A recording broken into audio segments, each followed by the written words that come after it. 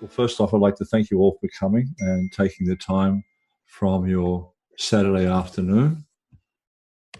In other parts of the world, I guess it's probably your Saturday morning. And as mentioned the other day, today's topic is going to be finding the balance.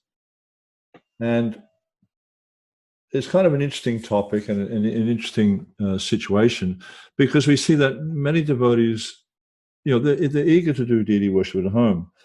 But they're possibly unsure of how to do it. Some devotees I've seen over the years, they try to follow temple standards. That doesn't always work out for them so well. They maintain it for a while, but then after a period of time, might be a short period of time, might be a long period of time, the circumstances change, children come along, etc. And then they realize it's just not practical for them to maintain. And so they either reduce it drastically or they stop it altogether. Other times, and this is probably the more common scenario I have seen over the years, is that devotees, they have some enthusiasm to get deities and they worship the deities for some time, but then they stop it altogether, or they have a very, very minimalistic standard where they might, probably daily offer Bolga, or maybe a few times a week offer Bolga, but then they might, address the deities once a week, once a fortnight, once a month, or once every now and then. Yeah. And this is one point that was brought to me by the devotee who originally asked me to do this online presentation, was that devotees generally, they have very, very busy lives, but they want to serve the Lord. They want to, they aspire to give their lives to the Lord. Yet, they're not really sure how to do it. And obviously, sometimes we see that this manifests as devotees wanting to do deity worship. But, sometimes we see, actually conversations I've had over the years, devotees are reluctant to start this for many different reasons. And one of the reasons I've seen is either they're not sure what they're doing. I just got a text. Can everyone hear me? I just got a text that you can't hear me. But the microphone thing is bouncing up and down on my side. So I'm hoping you're hearing me. Yeah. Oh, great. Thank you. Thank you, Vishal. Yeah.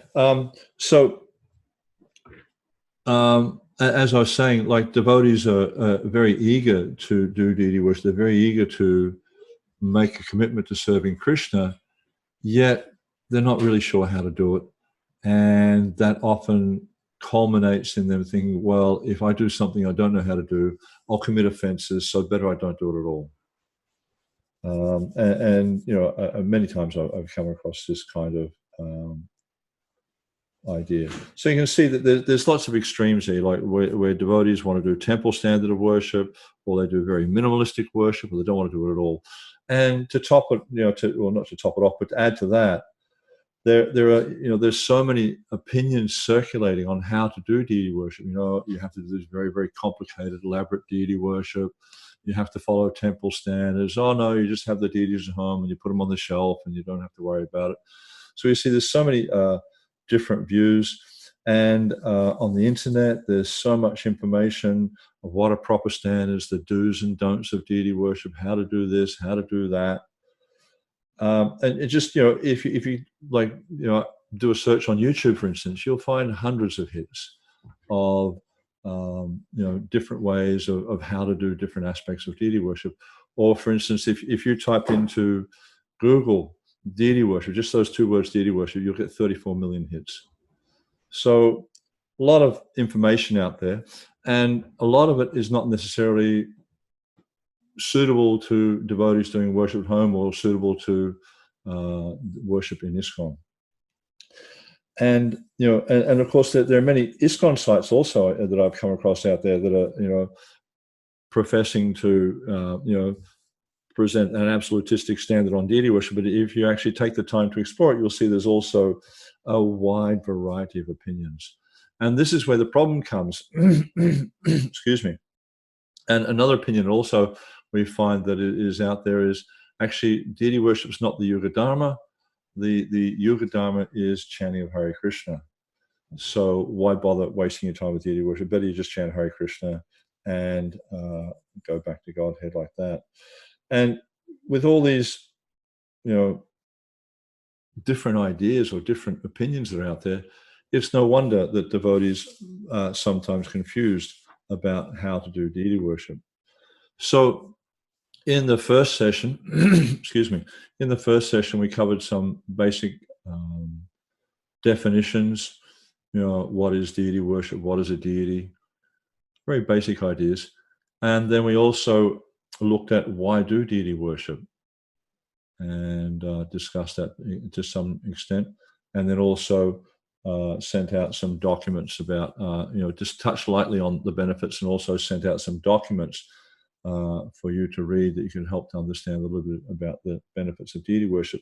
And if anyone read those documents, I'm sure you'll see there are a lot of quite amazing benefits there. And all these benefits that were listed there, even though the quotes may not necessarily be referenced, were taken from Srila Prabhupada's books. So, with that sort of understanding, I wanted to those basic understanding we have there is move on today and look at how to. Okay, so we want to do deity worship. We may have some confusion about how to do it. How can I find the balance? What is a suitable standard of worship for me to follow? And of course, the right way to understand how to do anything in the process of bhakti is through Shastra and also through studying Srila Prabhupada's books, but also Srila Prabhupada's statements on deity worship, many different statements on deity worship, spiritual life in general, etc. So you find there's a lot of amazing information there from Srila Prabhupada about deity worship and different things that are easy to understand. So oftentimes, as I mentioned earlier on, the idea is there, if you're going to do worship at home, you have to follow the temple standards. I've heard this presented so many times, but this wasn't Srila Prabhupada's idea at all. And if we look at Srila Prabhupada's godbrother, Bhakti Pragar Keshav Maharaj, he wrote the introduction to the first formal deity worship book in ISKCON, which was called Archana Padati. And there in the introduction, he outlines that there's quite a lengthy introduction, but it's quite a nice text. And I'll provide the paragraph where he discusses this for you when I send out the quotes. But he mentions there that there are two types of deity worship. One is based around like for home worship, and there's the temple worship. Now, with the home worship, that worship is based around the needs of the family. So just for instance, we might find in the family that, the schedule might change from day to day. If you're a shift worker or something like that, you might not necessarily always be able to make, a daily commitment to the worship at exactly the same time. You have children involved, etc. Then we see that in the temple worship, the worship, as Maharaj points out, Bhakti Pragar Keshav Maharaj points out, the worship is based around the needs of the deity. And it's what they call Raj Seva or kingly Seva. And the deity is worshipped just like a king.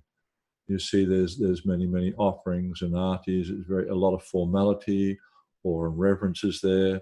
The offerings and the artis are all strictly according to schedule. There's quite elaborate menus, etc., etc. So there's quite a difference between the temple worship and worship at home. And this is the first thing I think it's really important to understand is that you don't necessarily have to be following a very elaborate standard of worship. Now I have a little slideshow I just wanted to run. And we'll share the screen on that. As soon as I can figure out how to do this. Excuse my lack of technical know-how here.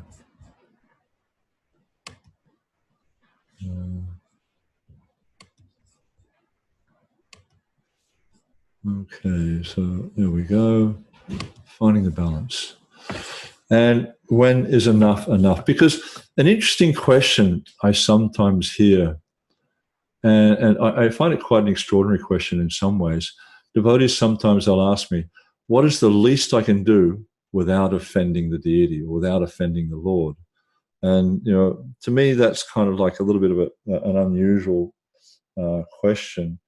And I think with a question like that, sometimes you need to look at, well, what's the motivation behind such a question? Yeah, we'll move on from there.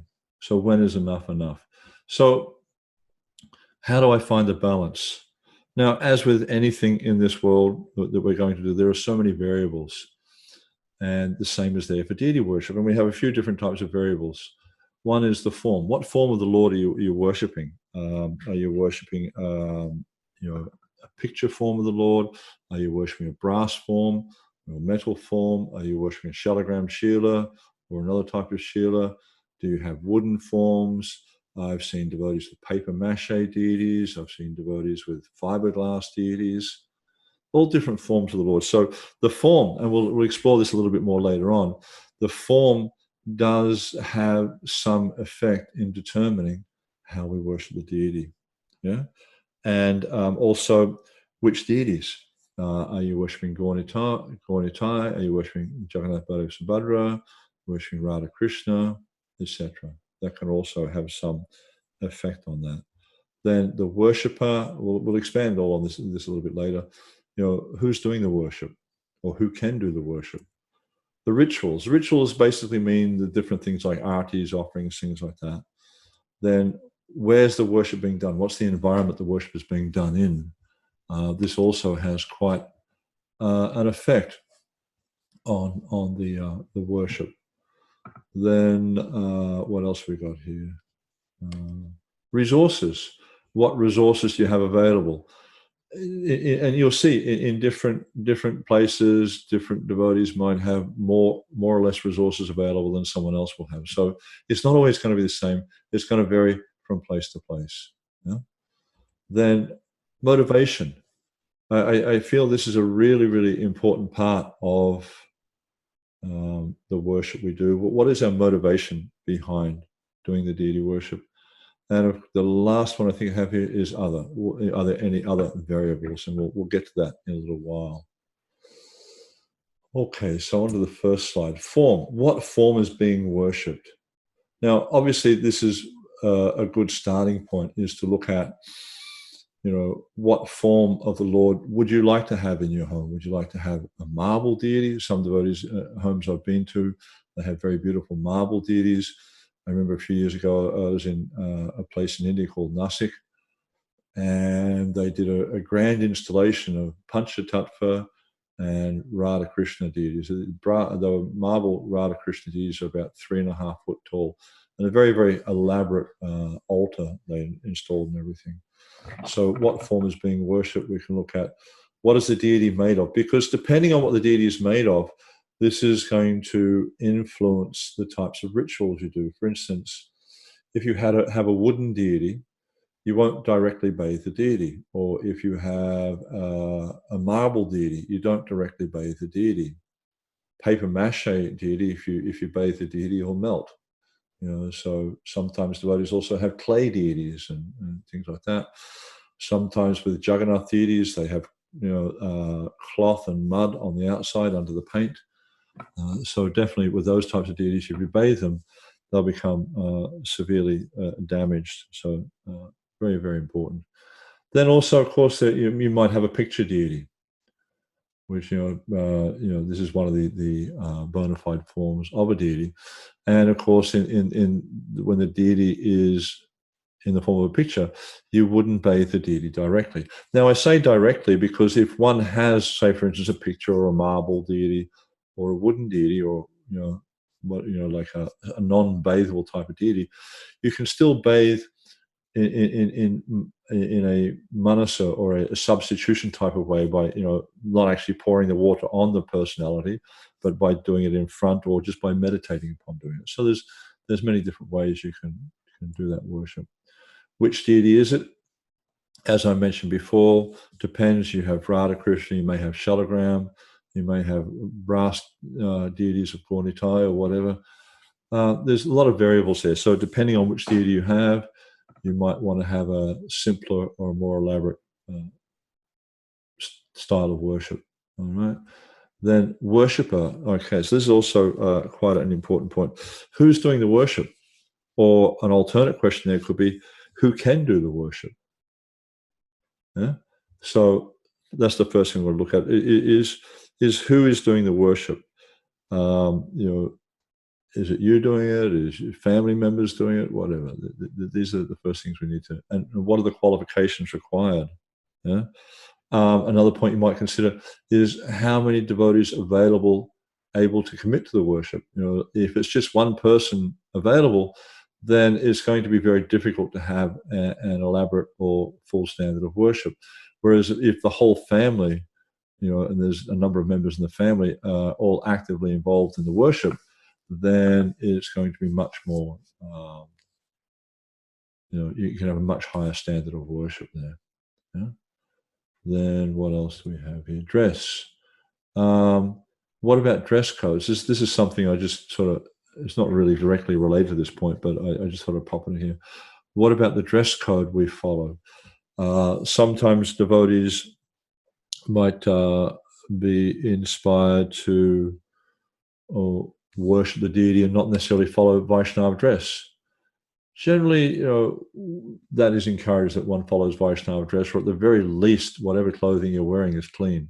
But I generally encourage devotees to have clean Vaishnava dress on. Yeah. Okay. What's our next point? Oh, okay. So who can do the worship? So there is a number of different points to consider here. And one of the things is that, and there seems like there's some disagreement on this point, that whether or not one needs to be a Brahmana to do worship at home. Yet in the document I'll send out to everyone today, there's a reference from Srila Prabhupada. He's writing a letter to devotees called Mangalamaya and Madhupuri. And in that letter, he says it's not necessary to be a Brahmana to have a home altar. So, that's an important point there, that Prabhupada was very clear on that you don't have to be a Brahmana to have a home altar. And the other one that often comes up is about children and deity worship. I remember a few years ago, I was at a temple here in Australia, actually, and there was a young Vaishnavi there. She's probably about 8 or 9 years old, I guess, maybe a little bit younger. And she had a deity of Gopal with her in a little basket, like they do, a little basket, flowers and things, toys and things around him. And I was asking her about a deity worship and, different questions and things like that, and talking with her. And then she said to me, sometimes he's really naughty. And I said, what do you mean he's naughty? And she said, oh, he likes to play in the mud. And so obviously she's, playing with the deity in the mud and getting him dirty and mud all over his clothes. So Srila Prabhupada, he was quite clear about that generally speaking with children, because they don't understand the proper relationship there, they don't understand the proper mood of worship, it's better that we don't give them deities. And there's also a few letters from Srila Prabhupada that I've included in the references I'll be sending out. And generally, he would encourage that children should be at least 10 years old before they get involved in deity worship, because they need to understand what is the relationship, who is the Lord, who is the Supreme Personality of Godhead, and what is the proper mood of worship that I need to have in order to serve the deity.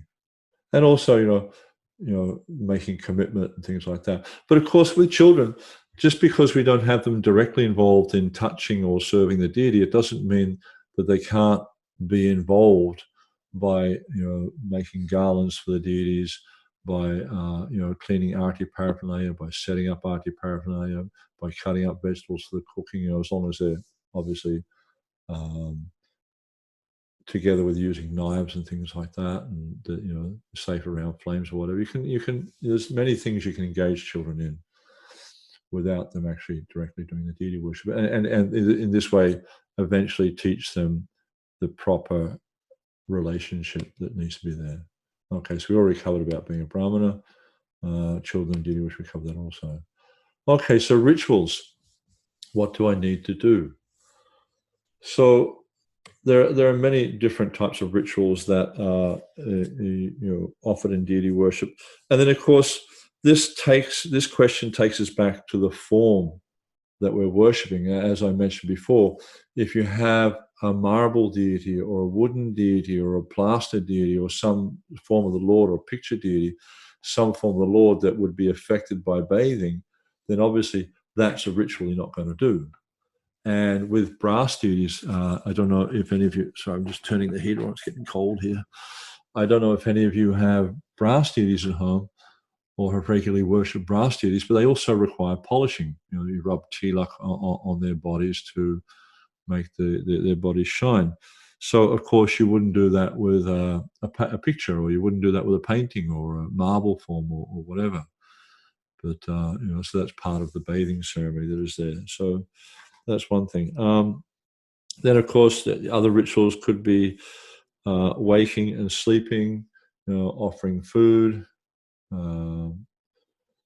arti ceremonies, bathing, dressing, etc., like that. So there's so many different things that can be done. Yeah. And then another question we can ask is, how often should the rituals be done? Now, as I mentioned earlier on, some devotees in their home worship, they generally tend to do the rituals somewhat irregularly, or if it's more regular, maybe it's once a week or once a fortnight or whatever. But Srila Prabhupada, his view was that the worship should be done daily. And there's a nice, I'm not sure if it's a letter or a conversation or whatever, but actually it's a lecture. And Srila Prabhupada, he points out, he says this, Sri Vigraharadana Nityanana Sringara Tan Mandira Marjanado. That this word nitya, Sri Vigraharadana nitya means daily. So that means that every day we should do the ritual. And interestingly enough, that Srila Prabhupada, he gave his personal deities to Malati to take care of. And she was a little bit concerned about this because she'd never done deity worship before and she didn't know what to do. And then she asked Srila Prabhupada, but Prabhupada, what should I do? And Srila Prabhupada, he responded, he says, it doesn't matter what you do, just do it every day. So this was the point that Srila Prabhupada was making to her directly and also in a lecture, that we must do daily worship. Okay. So then what else do we have here? Oh, kirtan. This is another thing that not necessarily fits in as a ritual, but Srila Prabhupada generally, I've seen in his letters and conversations, he generally would encourage devotees to do deity worship daily. Oh, sorry, not deity worship. He would generally encourage devotees to offer kirtan to the deities daily. Because as we understand, this is actually the main practice of a sadhaka in this age, is kirtan, the chanting of Hare Krishna Mahamantra. And especially if we have Gaunitai deities, they particularly like to hear kirtan. So very, very important element that we need to be sure that is engaged in worship. And of course, we know that when we do deity worship, depending on what level of worship you do, many things are offered to the deity with mantras. So if these mantras are being utilized or employed, in the worship of the deity, along with the chanting of Hare Krishna, then the worship becomes quite a well-balanced environment. And it's actually understood that all these different mantras, they come from the Hare Krishna Mahamantra. Okay, so environment. Where do we do the worship? Okay, so a few different thoughts here. One is, do you reside in a steady place? Do you have a fixed abode?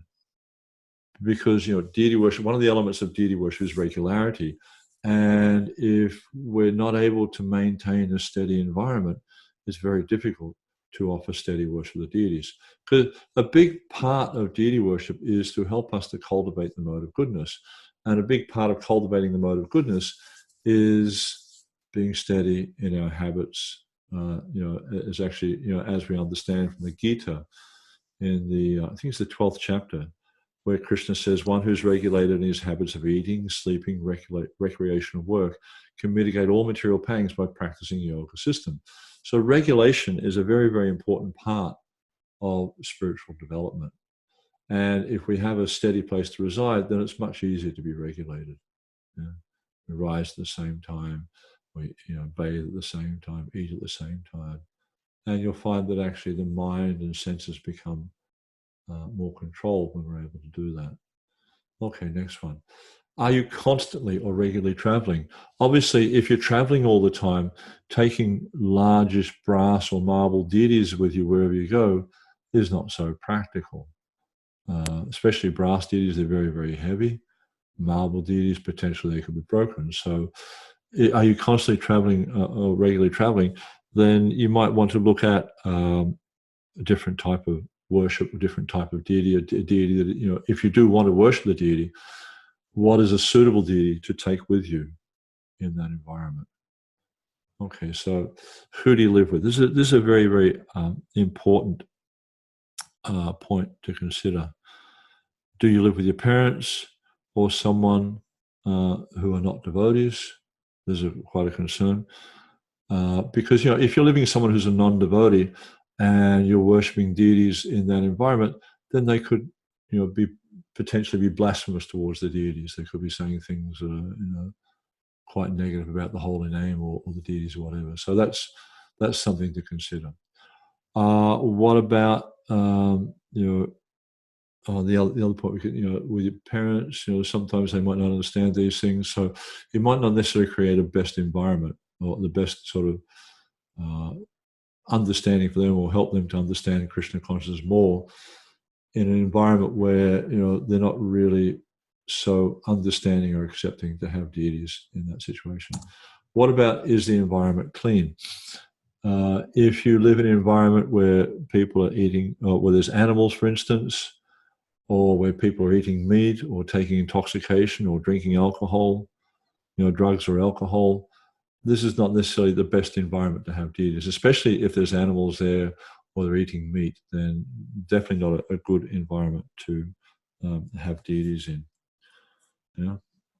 All right, so then the next point we could look at is resources. What resources are needed? This can come in so many shapes and forms. Like, how much money do you need? Actually, you don't really need much money for deity worship. Especially for homestanders, quite simple. But still, you do need something, because you need to buy, clothes. Especially if you have three-dimensional deities like brass deities, marble deities, whatever. You need to have jewelry for them, clothing for them, different worship paraphernalia. Of course, it doesn't necessarily mean you have to get worship paraphernalia from India. I've seen devotees where they just use bathing paraphernalia, etc., for the deities, which they've bought in, the local catering supply place. They might have a tray from a bain-marie to bathe the deities in, and stainless steel jug. Just you use whatever's practically available. It's not expensive, but it does cost something. What about the things we offer to the deities? The fruit, vegetables, grains. Can we make ghee wicks? Can we do all these different types of things? Then, generally speaking, there's an interesting quote in the Nectar Devotion about this, about offering foods which are fruits and vegetables, vegetables and grains. I think it says, which are in season. Not that we necessarily go and buy the most expensive thing, which is out of season, but rather we look for those things which are readily available and which are in season, because they're usually the nicest things.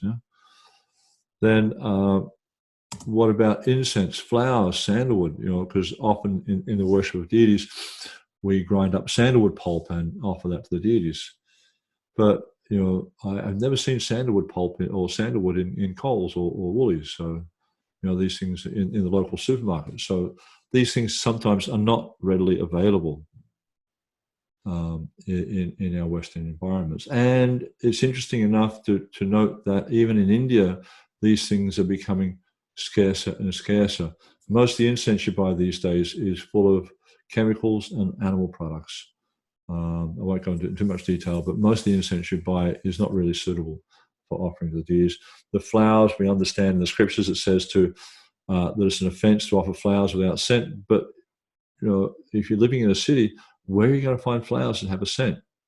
Generally speaking, you get your flowers from the local florist, and mostly they're grown in hot houses or glass houses, and they have very little, if any, scent at all. And sandalwood. Sandalwood is not something that's easily found. And as I mentioned, in India also, it's even becoming very difficult to find sandalwood these days. Okay, the next point we have here is, this is a really interesting point.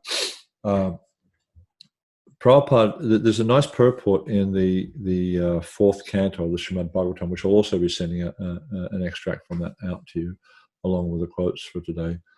Srila Prabhupada, it's Narad Muni speaking to Dhruva Maharaj, and he's saying to Dhruva Maharaj that one should worship the deity according to time, place, available conveniences and inconveniences. And Srila Prabhupada elaborates on this in the purport.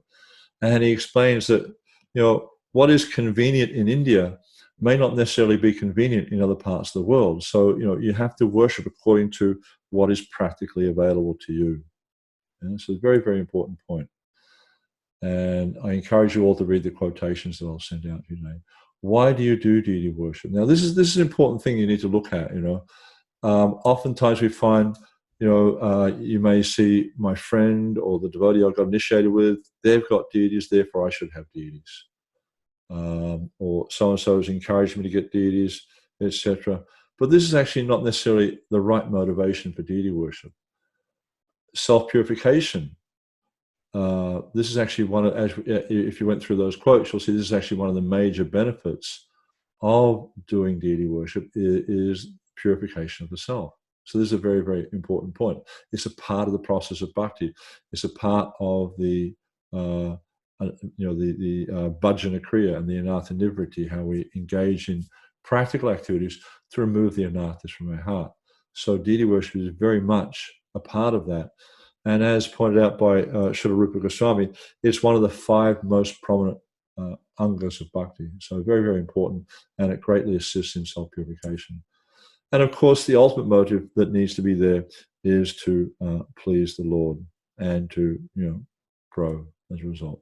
Anything else? Now, normally what I do when I do this in a classroom environment, we do a lot of brainstorming and things like that. But obviously, we don't have much environment here.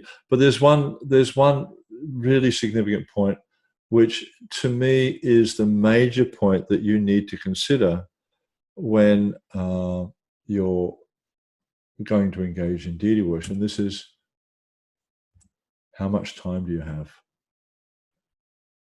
Because if you have, say, for instance, you have 15 minutes a day max, you might consider having a picture of the Lord and offering something to eat, offering him an arati, and then having a little kirtan. But if you say, for instance, you had half an hour or an hour a day to engage in deity worship, then you might consider a standard of worship that has more commitment involved. Like you may even consider something like bathing deities or something like that. But the bathing doesn't, if for instance you have brass deities, bathing doesn't necessarily mean it needs to be polishing every day. You could polish once a week or once a fortnight. Srila Prabhupada, when he installed the Gaunitai deities in the Melbourne temple, he said to the devotees, polish the visible parts every day, meaning the face, hands and feet, and then polish the rest of the deity once a week. So Srila Prabhupada did give that dispensation there. So you can do the polishing less frequently, but the bathing should be done daily. or you might have marble deities, or wooden deities, which you can dress very quickly every day and offer them something to eat at Arti and have some kirtan. So really, the main factor determining what you're going to do in terms of your worship is how much time you have. Yeah? So if you haven't got deities and you're thinking of getting deities, have a long think about this point. It's like, how much time are you able to commit every day for the rest of your life to this service? And if you're able to make a steady commitment, there's great rewards to be had from the process of deity worship. So I just encourage devotees all the time, to do deity worship, but to think about it carefully, exactly what is involved, and how much time are you able to commit each day to deity worship? Yeah. All right. So that's our 40 minutes. Dayananda Das is just turning up. Any questions at all, or any other discussion points you'd like to cover right now?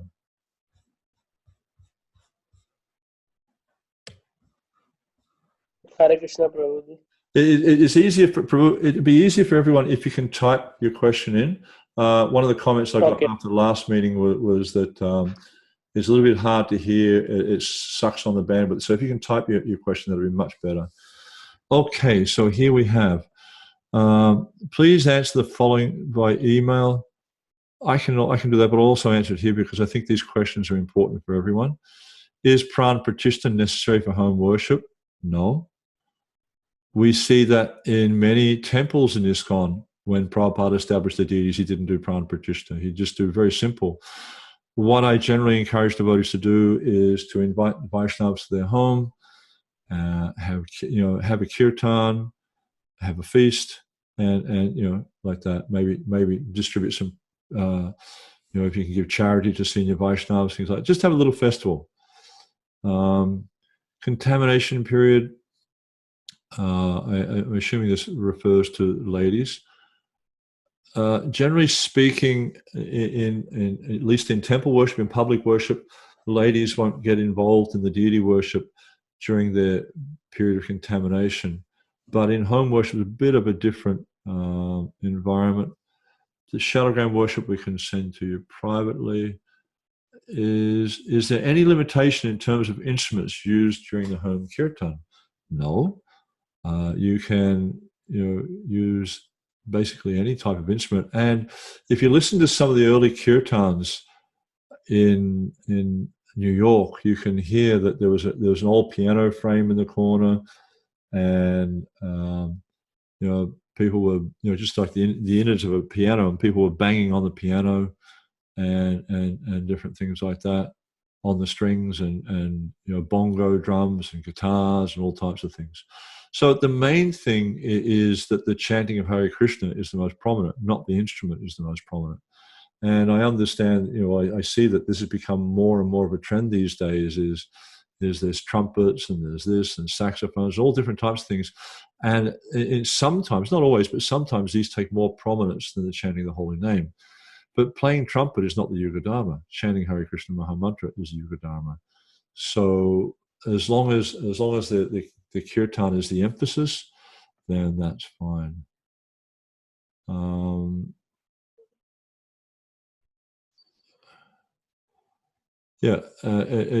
question here is how much time per day would it be expected on average to look after different deities? For example, Radha Krishna Purnitai. I would imagine that if you could devote 1 hour a day to deity worship, that then you'd have a good case for having Gaunitai deities, for instance. 1 hour, maybe 2 hours a day. Because also if you factor in cooking and things like that, it does take, it takes quite some time. So you just need to be mindful of all that sort of thing. Yeah. Shalagram worship at home. Are there quotes from Prabhupada on this topic? Many places Srila Prabhupada talks about, all Brahmins would have an Narayan Shila. Narayan Shila means a Shalagram Shila. in their home. It's quite a common thing. And Srila Prabhupada did want to introduce shalagram worship. He said, when we have enough fixed up brahmanas, I want to introduce shalagram worship. So shalagram worship is something that's generally done by Brahmins, not done by non-Brahmins. And because when you offer all the different items to the shalagram, you do it with mantra. And if you don't have Gayatri mantra, then you don't have the mantras that are used to worship the shalagram.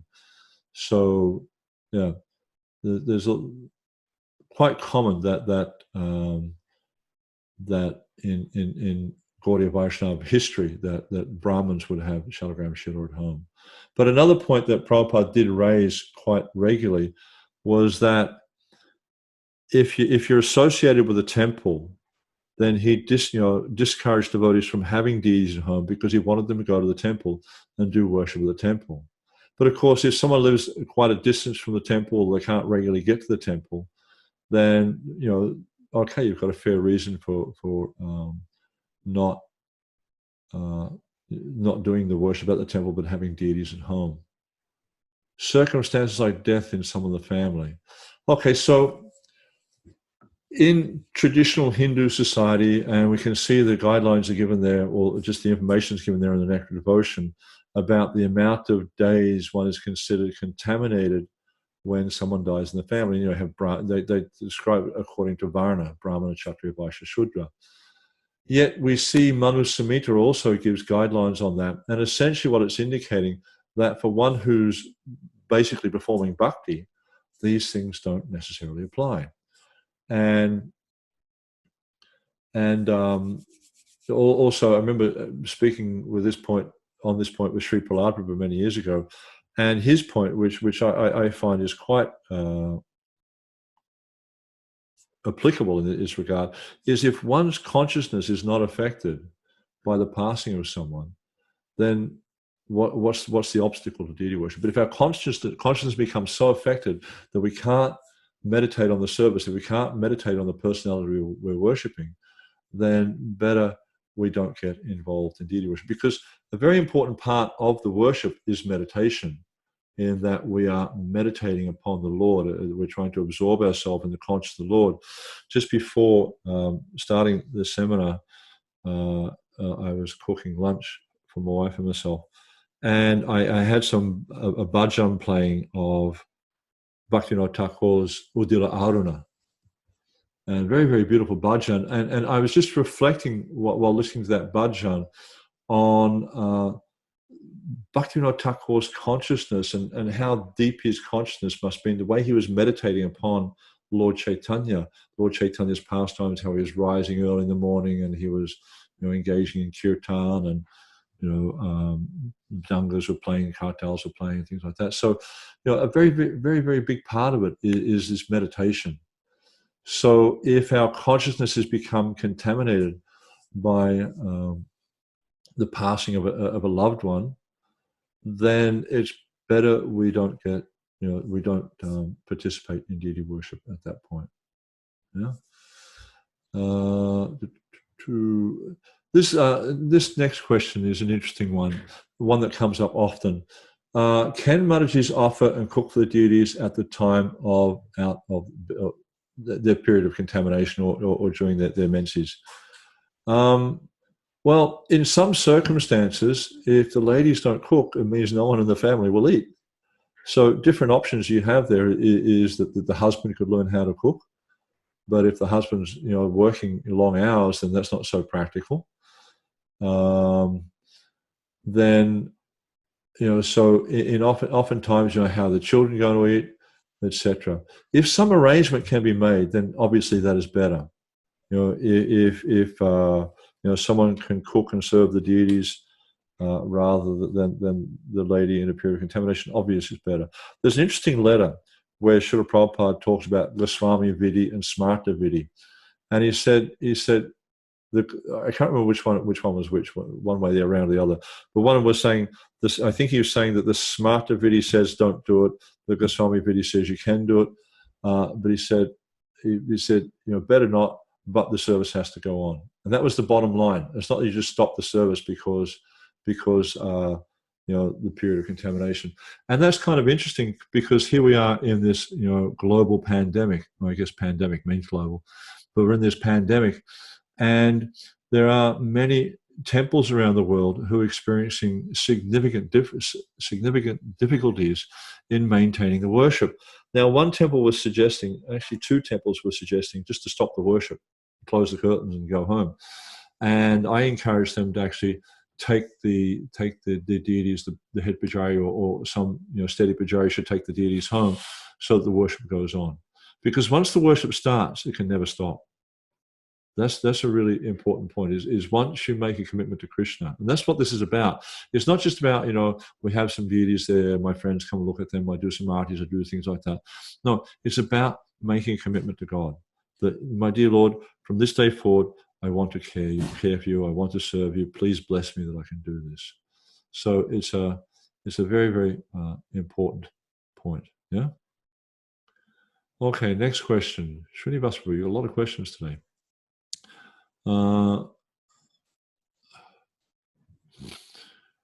Yeah, with marble deities, you can't. There's different ways you can do it. Now, let me just show you something. Right? Now, I have a mirror here. Not a very clean one. This is my tilak mirror. I better clean it first. I'm supposed to be a brahmana. I'll give you a practical demonstration. There's different ways you can do. Now, I have this mirror here, right? Now, the idea, this is called Manasa Darpaniya Snan. It's a process they practice in Puri. Now, I say, for instance, I have a deity, a form of the Lord that I can't bathe, right? So what I can do is either I can have a bathing tray in front of the deity and I can just pour the water while I look at the deity and meditate that I'm bathing on the deity. The other thing is I can set up this mirror. So I can't really get it here, but I can set up this mirror so I can see the reflection of the deity in the mirror, yeah? And then I bathe the mirror. Because Krishna is an absolute person, he's non-different from his reflection.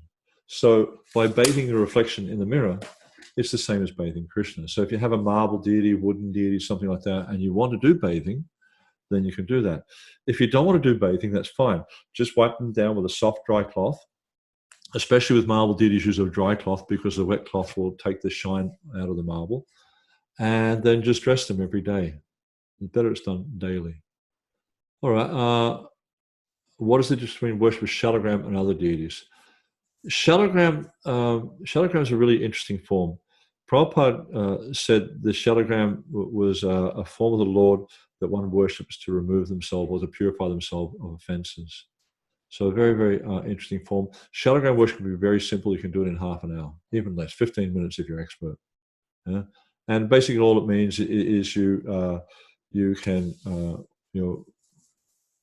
clean off the chandan and tulsi and things that because you usually put tulsi underneath the shalagram. You get some wet cotton wool, wet it with rose water or something like that. Clean off the chandan, and then you bathe him with at least 3 conches of warm water, appropriate to the season.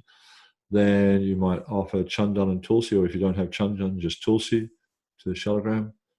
At least you need tulsi. It's the bare minimum you need to worship shalagram is tulsi.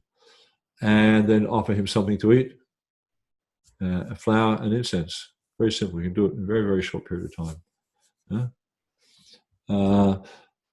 And the thing is, like Prabhupada talked about his father, how he used to have a sack around his neck and he kept the shalagram in that sack. And he would worship the shalagram every day. So, yeah, very simple work, very easy to do, but one needs to be a steady brahmana. Okay, next one is, Jnaneshwaru once said it depends, I think I made a big mistake by telling the time wrong because people are just joining now. Jnaneshwaru once said that it depends on how we identify ourselves with. Are we servants of Krishna or son, daughter, wife, or so-and-so? Yeah, I have heard that kind of conversation, but if we look at Srila Prabhupada's directions or instructions on this matter, he's very clear about the relationship is awe and reverence. There's a mood of Aishvarya. So it means we see Krishna as the Supreme Personality of Godhead, and I am his insignificant servant. Yeah? That's the main point, is that I'm his insignificant servant. Would it be possible just to offer flowers if making garlands would be very time consuming, or during winter there's not enough? Would it be possible, this is from Katie, would it be possible to offer just flowers if making garlands would be very time consuming, or if during the winter there is not enough flowers readily available to use for garland making? How to balance the size of the flowers for garlands if my deities are very small? My Jagannath, Baladev and Subhadra deities are the size of a thumb, and many flowers that are available at the shops are much larger, sometimes the size of my deity. Interesting point, because sometimes I see devotees making garlands which, the flowers would be the size of the deity's head, and the garland just seems so out of proportion to the deity. And it's just like, we don't wear clothes that are 20 sizes too big for us. We wear clothes that are proportionate to the size of my body. So in the same way, if we're going to offer garlands to the deities, then we should make garlands that are proportionate. Now, when you're doing home worship, it may not necessarily be so practical that you offer garlands every day. Of course, if you can, that's very nice. With small deities, you can make garlands out of flower petals. And I remember one of the Vaishnavas in Mayapur, watching her making flower petal garlands. And what she did is she had a long pin like this, and a whole bowl, like a bowl about this round, full of flower petals. And she just got the pin and she went bang, bang, bang, bang, bang, like that, in and out of the flowers. And just pushed all the petals up on the needle. And then she pushed them on the thread. And then she did that again, in and out into the flowers, and pulled it all up on the needle. Then when the garland was long enough, she got the scissors and just trimmed it down so it was a nice size for the deities. So, there are different ways you can do things like that. But of course, if it's not practical to offer a garland every day, just offer some flowers, because what the item that's given in the Hari Bhakti Vilas is to, it lists different items of worship, different numbers of lists, different lists of items of worship with different numbers. And when we offer the 16 items, which is considered to be the major list, it says flowers, it doesn't say garlands. So garlands can be part of flowers, as Tulsi is part of flowers, but also flowers are part of flowers. So you can just offer flowers, yeah? Yeah, you can have simple worship of Shalagram Shila at home, but you still need to be a Brahmana. Is there any time limitation in terms of the morning program? My work starts irregularly. Some days I leave my house as early as 7. Some days I leave at 10. No, you just have to adjust. I remember having a conversation with Tamal Krishna Maharaj years ago about this kind of thing. And he says you just have to make it up. If you don't do Mangalarti at this time, you should do Mangalarti at that time. So whatever it is your morning program consists of, just adjust to suit what's going on. And that's the point that Bhakti Pragar Keshav Maharaj was making about home deity worship, is the deity worship is based on the needs of the family. So your need is to be at work at 7 o'clock some days and at 10 o'clock other days. So just adjust to suit that. Yeah.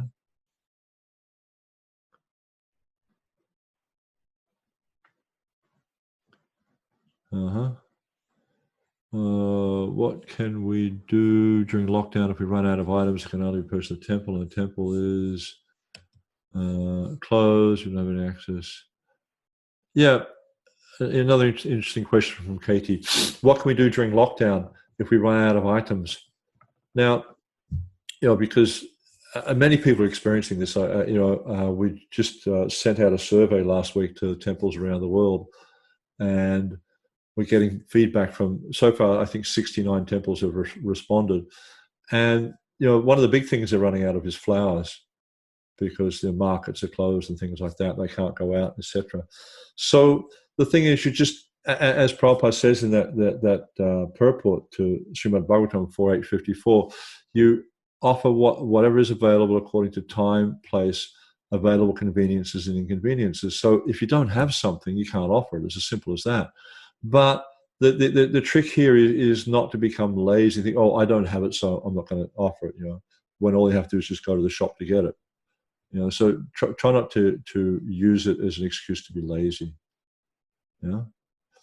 Then another question here from Varshanagram. I am in charge of the temple deities. We have large marble deities and small bronze deities, and I only have one assistant who is a woman. And because she assists me in worship, sometimes I must occupy her in worship, when she is in her contamination period. Is that wrong? Sometimes I have so much service that it would be difficult for me to replace her in service for 3 days until the period of contamination passes. I clarify that her service does not include bathing or dressing the deities, since I do that service. As I mentioned, there's a letter that Prabhupada, if you have access to the database, you could search for Goswami Vidhi and Smarta Vidhi. Goswami spelled with a W and Smarta, Smarta Vidhi. And Prabhupada there, he clarifies, he says better they don't, the ladies in a period of contamination don't get involved in the deity worship. But he said the most important thing is the worship has to go on. So whatever is necessary. But again, let's not use that as an excuse not to try to find someone else. If it is possible to find someone else, then better you do. But if you can't, then you just have to. The service has to go on. And you mentioned here 3 days. This is a bit of I guess one of those urban myths that floats around ISKCON. As long as the menstrual flow is happening, then the ladies consider contaminated.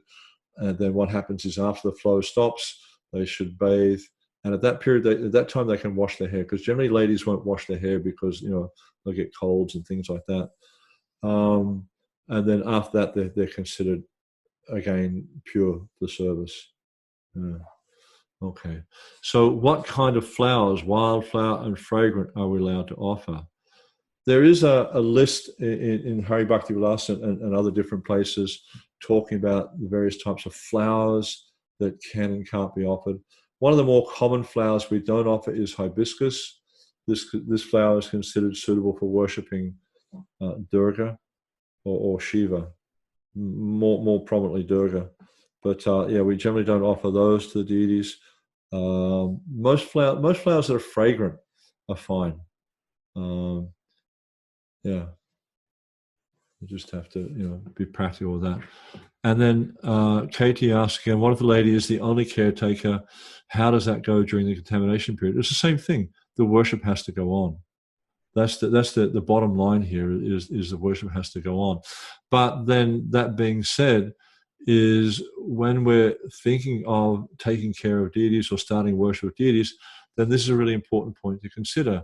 Is, if you're a lady who lives on your own and you want to do some deity worship, and you just know the nature of the body is going to have these periods of contamination every month, then it may not be so practical to have, well, it definitely wouldn't be practical to have a Shalagram Shila, but then Radha Krishna deities or whatever might not be so practical. But for instance, if you had a picture, then because I know like different devotees get affected differently during that period.